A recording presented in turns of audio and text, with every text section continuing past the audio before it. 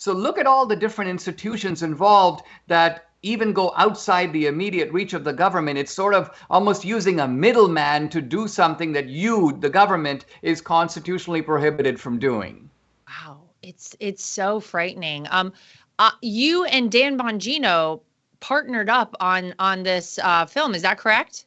We did. Dan, of course, is perfectly qualified because he's a former NYPD officer. He's a former Secret Service agent.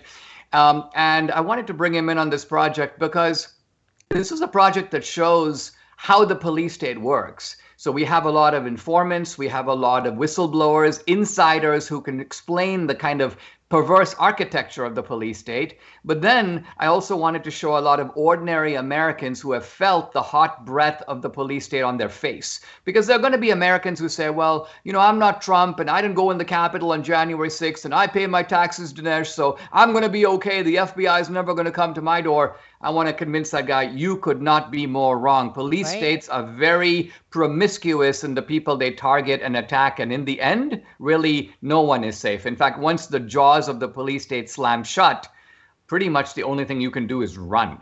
Yeah. Let me ask you this.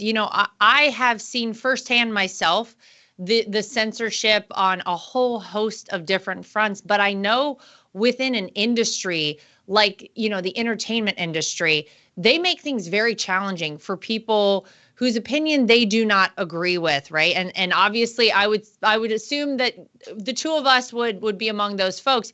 Was it hard for you to make a movie like this? Was this a hard project for you to work on? Did you find that you were kind of stifled at places because of your viewpoint here and the stance that you're taking?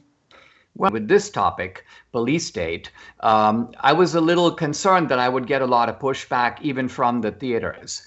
But the good news is that they saw the film.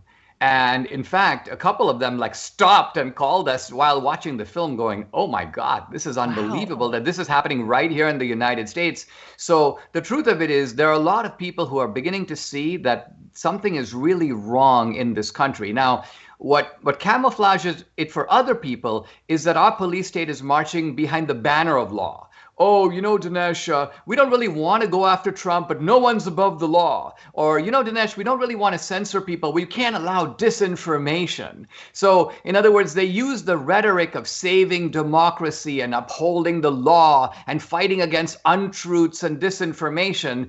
And so, once a police state is fully established, you don't have to do that. When Stalin was arresting people, they don't give you a reason. They just come hit you over the head and cart you away. But our police state is a police state, as I sometimes say, under construction. And so it's not there and it doesn't have the support of enough people. So they have to resort to a lot of lies and a lot of camouflage.